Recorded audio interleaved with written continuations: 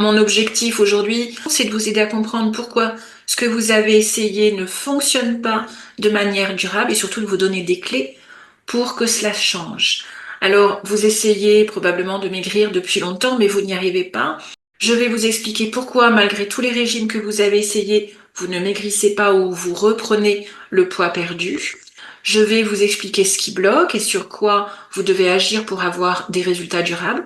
Pour ceux qui ne me connaissent pas encore bien, je me présente rapidement. Je suis Sandrine Belmont, docteur en psychologie, psychothérapeute et hypnothérapeute. Je suis aussi formatrice et auteure. J'ai écrit plusieurs livres que vous pouvez voir s'afficher à l'écran. Et j'exerce en cabinet et en ligne dans le sud de la France depuis déjà 2011. Voilà, je connais bien les problèmes de poids professionnellement et personnellement parce que moi aussi à une époque j'ai eu du mal avec mon corps que je n'aimais plus. Honnêtement, je connais bien tous ces régimes, hein, Montignac, Ducan, Weight Watchers, etc. J'ai aussi à une époque testé toutes sortes de produits miracles. J'ai même fait du sport de manière intensive puisque je courais 3 heures par semaine et puis après une blessure, j'ai arrêté de courir et les hormones aidant, eh bien voilà, je n'étais pas à l'aise et j'ai pris du poids. Et il y a quelques années, j'ai perdu 14 kilos en un an, ce qui m'a vraiment aidée. Et en même temps, en parallèle, j'ai eu plus en plus de demandes en cabinet pour des problèmes de grignotage, d'hyperphagie et des problèmes de surpoids. Et ceci parce que j'utilisais déjà l'hypnose. Évidemment, en tant que psychologue, je me suis intéressée aux causes et non aux effets. Cela me semblait important de m'atteler au pourquoi des hyperphagies, des grignotages irrésistibles et parfois même des crises de boulimie ou des trop grosses quantités, et puis les addictions aux aliments sucrés et donc aux problèmes de surpoids. On vous a certainement renvoyé qu'il fallait faire preuve de volonté pour garder le contrôle, mais si ce n'était pas suffisant, si maigrir est tellement important pour vous, pourquoi vous n'y arrivez pas? Est-ce que vous croyez que c'est parce que vous manquez de volonté? Peut-être que certaines d'entre vous se disent que c'est à cause de la ménopause. Peut-être que c'est parce que vous avez besoin de remplir un vide. Si vous voulez mincir, on vous propose soit de faire un régime pour diminuer les calories absorbées, soit de faire plus de sport pour brûler des calories et enfin mincir. Le problème, c'est que se priver, se mettre des interdits, entraîne trop de frustration. C'est trop dur de tenir sur la durée. La nourriture devient alors une véritable obsession. Et quand on arrête, c'est pire, parce que cela ralentit encore plus le métabolisme. Combien d'entre vous connaissent le fameux effet yo-yo? À force de se priver, de ne pas y arriver, on finit par s'en vouloir. Et puis, l'estime de soi et la confiance en soi dégringolent. On culpabilise dès qu'on mange quelque chose d'interdit. Alors on se déteste de ne pas réussir à tenir le coup. On se dit qu'on manque de volonté, de motivation. Et la nourriture, donc, devient une obsession. Et en plus de ne pas aimer son corps, eh bien, on en vient à se dénigrer de ne pas y arriver. Est-ce que vous grignotez quand vous vous ennuyez, quand vous vous sentez fatigué ou que vous avez envie de vous faire plaisir à la fin de la journée? Est-ce que quand vous rentrez chez vous à la fin de la journée, finalement, quelle est la première chose que vous avez envie de faire? Est-ce que ce n'est pas de manger quelque chose pour vous faire plaisir ou pour déstresser? En plus, la fin de la journée, c'est vraiment le pire moment pour manger puisque nous n'allons pas dépenser de calories. Et si vous êtes chez vous toute la journée, la tentation est grande d'aller dans le frigo ou dans le placard dès que vous vous ennuyez ou dès que vous êtes contrarié. En plus, c'est à portée de main, donc c'est encore plus dur d'y résister. Beaucoup de personnes me disent que lorsqu'elles sont finalement occupées à l'extérieur, elles arrivent un peu mieux à contrôler leur alimentation. Ce qu'il faut bien comprendre, c'est que finalement, vos grignotages, vos trop grosses quantités de nourriture, vos envies irrésistibles, tout cela, ce ne sont que les conséquences de bien d'autres choses. C'est le dessus de l'iceberg. Et dessous, il y a les vraies causes du problème que vous ne soupçonniez peut-être même pas. Ces causes, eh bien, on va les voir. Pour ne plus avoir de fringales émotionnelles et avoir la silhouette qui va avec une alimentation saine, eh bien, il y a 4 facteurs que personne ne prend en compte et qui est pourtant mis à jour depuis longtemps par les recherches scientifiques. Il s'agit de vos émotions et de votre stress, de votre rapport à la nourriture, de vos croyances sur vous-même, votre estime de soi, et de vos blocages psychologiques qui viennent du passé. Ces 4 facteurs agissent comme des programmes profondément installés qui vous empêchent de réussir. Ces programmes sont biologiques et psychologiques. Le premier facteur, lié aux émotions, au stress, il faut savoir que tout être humain a besoin d'un équilibre entre les contraintes, les choses difficiles et le plaisir. Alors imaginez un tabouret avec 4 pieds. Chaque pied représente des domaines essentiels de la vie qui nous apportent du plaisir et répondent à nos besoins fondamentaux. Alors, un des pieds, c'est le travail ou les occupations qui nous amènent de la reconnaissance, des victoires, le sentiment d'être utile, la sécurité financière aussi, qui est essentielle, avec avoir un toit, de quoi manger, etc. Et puis, il y a l'amour, nos proches, notre conjoint, nos enfants, nos parents qui comblent des besoins essentiels et nous procurent du plaisir en activant l'ocytocine, qui est aussi une hormone du bonheur. La vie sociale, les amis font partie de ces plaisirs-là.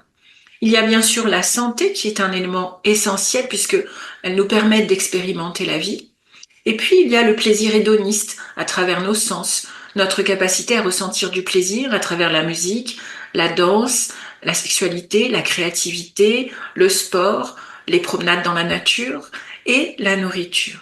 Donc si un pied de votre tabouret est branlant, ce sont les autres domaines qui vont être surinvestis. Mais si plus d'un pied est branlant, votre tabouret se casse la figure. Il ne reste alors que le plaisir de manger qui est facile, immédiat et toujours accessible. Depuis que nous sommes enfants, nous avons appris à utiliser la nourriture pour apaiser nos émotions. Vous savez quelle est notre toute première expérience de plaisir, d'apaisement, alors que nous ne sommes vieux que de quelques minutes de vie? Eh bien, c'est la tétée. Vous avez déjà observé l'air de béatitude du nourrisson après la tétée. Alors, c'est pas étonnant de se réfugier dans la nourriture. D'ailleurs, souvent, quand un enfant pleure, eh bien, on va le consoler avec de la nourriture, avec une sucrerie, des bonbons, etc. Régulièrement, j'ai des patients qui me disent que enfants, on les consolait avec des crêpes, des pains au chocolat ou autre chose. Mais en tant qu'adultes, nous avons évidemment bien d'autres ressources pour nous apaiser. Vous voyez, nous sommes nombreux à utiliser la nourriture pour des raisons qui n'ont rien à voir avec la vraie faim ou le manque d'énergie. Avant d'aller plus loin, sachez que ce que nous mangeons influence notre mental et vice-versa, grâce au microbiote. Le microbiote intestinal est un ensemble de bactéries et de levures qui nous protègent et qui dépendent de nous. Le microbiote est relié au cerveau par le nerf vague, il est notre chef d'orchestre, Le gras et le sucre que nous mangeons perturbent le microbiote et déclenchent une inflammation dans le sang. Cette inflammation peut favoriser des troubles comme la dépression, par exemple, et c'est logique parce que la dépression se caractérise par un déficit en sérotonine, en noradrénaline ou en dopamine. Mais est-ce que vous saviez que 95% de notre sérotonine est fabriquée par notre microbiote et non par notre cerveau? Ce que je suis en train de vous expliquer est que vos émotions difficiles, comme la tristesse, le découragement, la perte de plaisir, sont sans doute liées directement aussi à ce que le gras ou le sucre fait dans votre corps. Et puis, il faut savoir que notre cerveau a développé ce qu'on appelle le circuit de la récompense. Il est activé dans la prise de drogue, d'alcool, de sucre et aussi dans l'action de manger en général.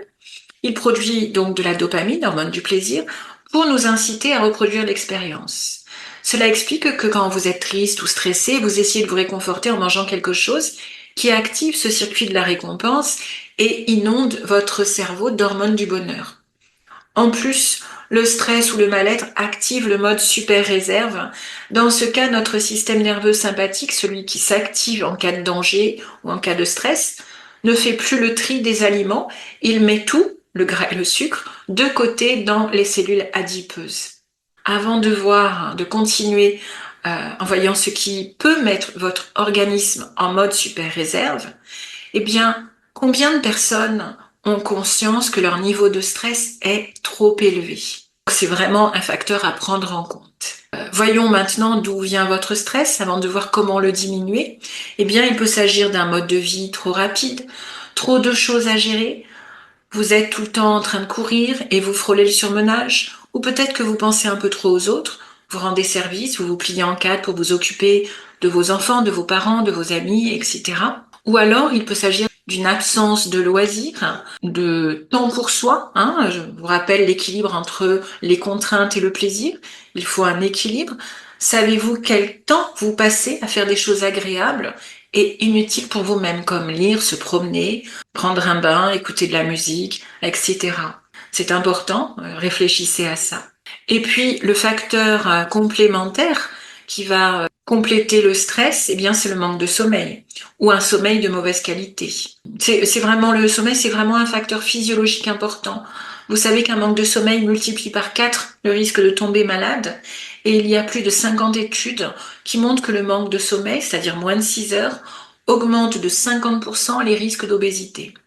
Il faut savoir qu'un mauvais sommeil modifie la production des hormones qui contrôlent l'appétit. C'est quand vous dormez que les hormones régulant la faim et la satiété sont régulées.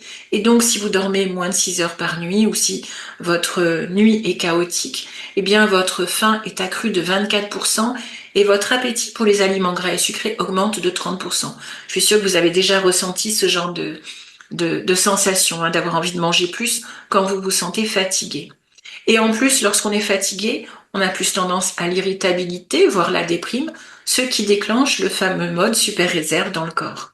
Le second facteur, c'est votre rapport à la nourriture. Donc trop de contrôle sur la nourriture et ça devient une véritable obsession. C'est aussi ce qui va entraîner les craquages finalement. Vous avez remarqué que plus vous essayez de ne pas penser à un aliment interdit, plus il vous obsède. Cela engendre une fatigue mentale, aussi du stress, de la culpabilité, et finalement, on finit par craquer. Et notre fameux système nerveux sympathique s'active et donc stocke encore plus de gras et de sucre. Les régimes ont un taux d'échec de 74% chez les hommes et de 93% chez les femmes. Et puis 3 ans après, il y a 95 à 99% d'échecs, quel que soit le régime appliqué. Les régimes diminuent donc l'hormone de satiété, c'est-à-dire la leptine, jusqu'à 95%. L'activité cérébrale est modifiée avec un désir impulsif de manger et un attrait pour les aliments gras et sucrés. Et les capteurs sensoriels donnant les informations au cerveau sur l'étirement de l'estomac, sur la satiété, quand il est rempli, donc sont complètement coupés. En plus, après une période de restriction, l'organisme compense les privations en se mettant au ralenti, donc ralentit le métabolisme. Et le troisième facteur dont je voulais vous parler, c'est l'auto-sabotage ou les croyances d'échec. C'est finalement qui revient à l'estime de soi. Je n'y arriverai pas, je suis trop nul, je manque de volonté. Toutes ces critiques que vous adressez à vous-même, c'est de l'auto-sabotage.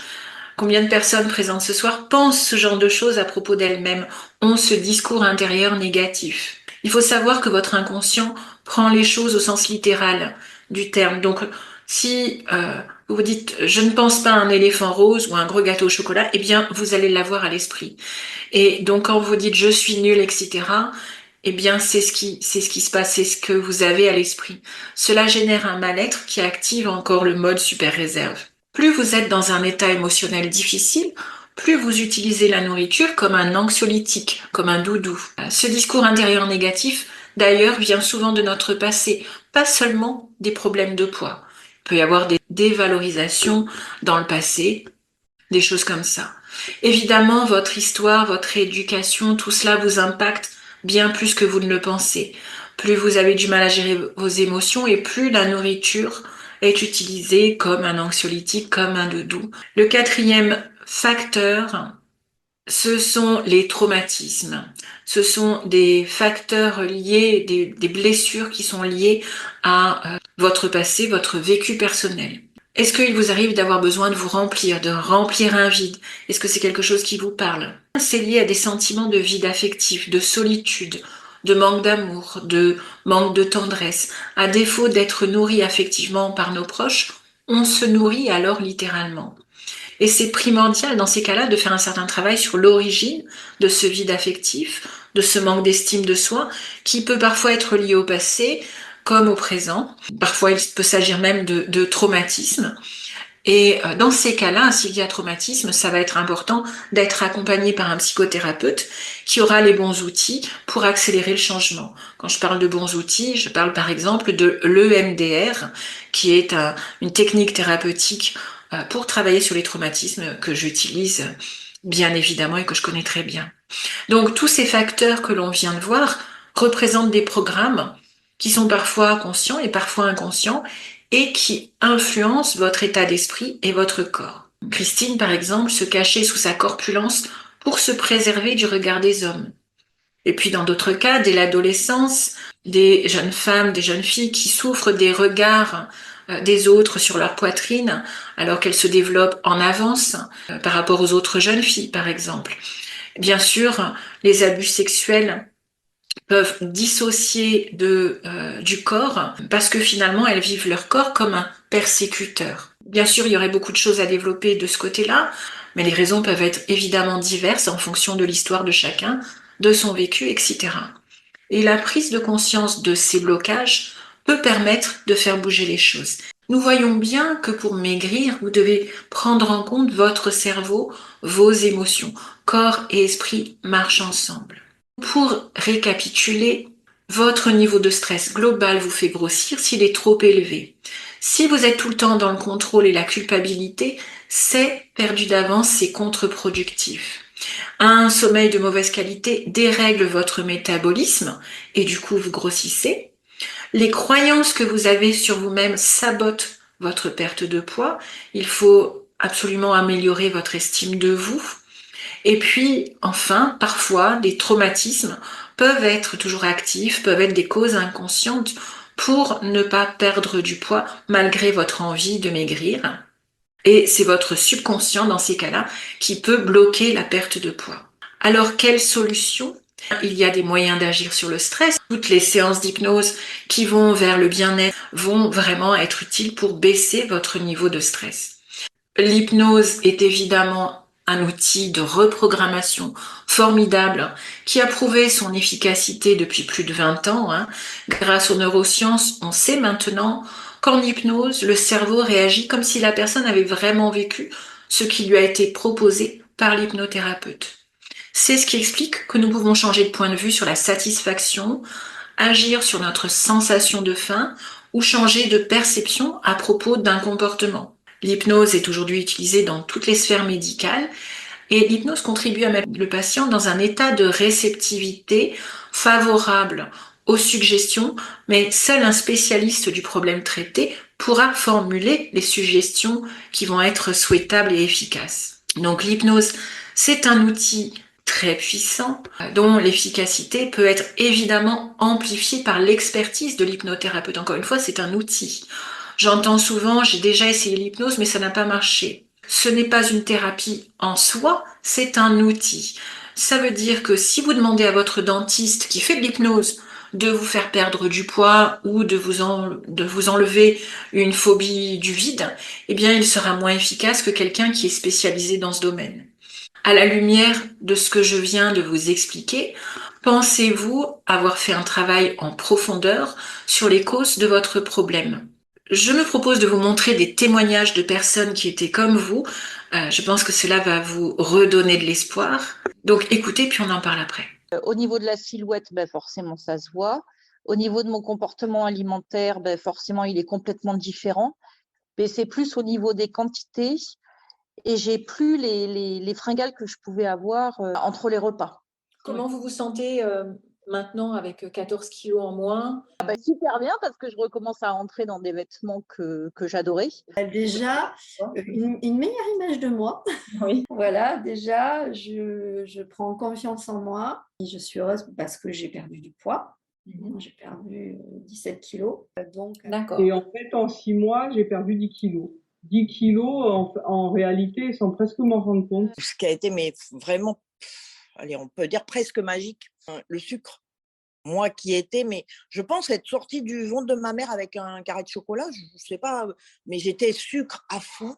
Donc j'ai écouté, j'ai arrêté le sucre. J'ai senti, je suis pas comme si le petit diable qui était en moi s'était effacé. Et du coup, je suis plus du tout dans la lutte. Et je me surprenais à me dire, mais c'est bizarre, quoi. J'ai pas envie de sucre. sans aucun stress, sans aucune lutte. Je veux dire, on peut mettre une tablette de Toblerone. Votre voix, elle est très douce. J'ai plus peur de dire non, j'ai plus peur de choisir à tout instant. Avant cette expérience, j'étais pas à l'écoute de moi-même, je ne m'écoutais pas du tout. C'est comme si on découvre une autre vie, une profondeur de la vie qu'on ne soupçonne pas. Bien sûr, j'ai perdu ces 10 kilos. Enfin, j'ai pas perdu, je les ai éliminés parce qu'ils étaient de trop. Et depuis, je n'ai plus de problème. Je n'y pense même pas, au fait, parce que je me regarde, j'ai l'impression que je suis toujours connectée avec moi-même et la vérité, c'est pas le miroir qui va me la donner. Pour moi, vous avez été comme un ange. Voilà, donc j'espère que ça vous redonne espoir. Alors si vous avez tout essayé jusqu'à présent et que ça n'a pas fonctionné, ce n'est pas parce que vous manquez de motivation, c'est parce que vous avez des programmations mentales qui vous limitent pour changer et que personne ne vous a permis de vous attaquer à l'origine de votre problème de poids. Imaginez que vous n'ayez plus d'envie de grignoter ou que vous soyez en mesure de ne plus avoir envie de manger ce qui vous fait grossir, par exemple. Eh bien, est-ce que ça ne changerait pas tout? Je peux aussi, bien sûr, vous proposer des solutions, des programmes en ligne en toute autonomie. Et ces séances reprogramment votre inconscient pour réagir différemment face à la nourriture, à votre vision de vous-même et à tous les facteurs du surpoids, grignotage, quantité, sucre, stress, culpabilité, auto-sabotage, habitude, motivation, etc. Ces séances d'hypnose sont avec ou sans fond musical. Eh bien, il faut savoir que l'hypnose marche avec tout le monde est hypnotisable, puisque c'est quelque chose de naturel. Il s'agit juste d'aller dans son imaginaire et de jouer avec son imaginaire, et ça, on le fait tous tout le temps. Donc, si vous avez le sentiment que ce n'est pas facile de vous laisser aller, sachez que c'est le cas pour 80% des personnes, et qu'il faut juste vous entraîner, vous habituer. Et est-ce que la ménopause est un frein?